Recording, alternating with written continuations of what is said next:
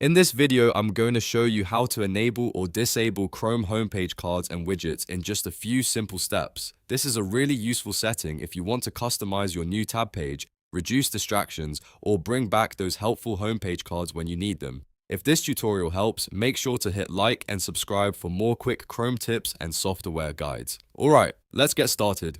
First, open Google Chrome on your computer. You want to make sure you're using the browser where the homepage cards or widgets appear, because this setting controls the look of your Chrome new tab page. Once Chrome is open, click on New Tab. This is important because the homepage cards and widgets usually show up on the Chrome new tab page, not on every page you visit. Now that your new tab page is open, look at the bottom right corner of the screen. You should see an option that says Customize Chrome.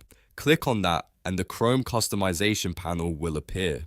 This panel is where Google lets you change different parts of the homepage, including appearance settings, background options, and card controls. Once the Customize Chrome panel opens, scroll down until you find the Cards section. In this section, you'll see a setting related to cards, usually labeled something like Show Cards. If you want to disable homepage cards and widgets, turn Show Cards off. That will remove the cards from your Chrome homepage and give you a cleaner new tab experience. If you want to enable the homepage cards again, simply turn Show Cards on. As soon as you switch it back on, Chrome will start displaying those homepage cards and widgets on the new tab page again.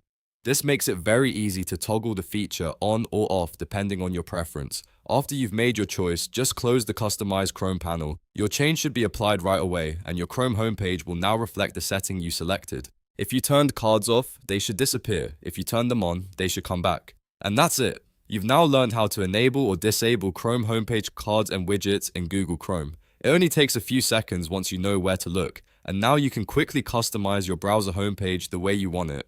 If this video helped you out, please hit the like button, subscribe to the channel, and I'll see you in the next tutorial.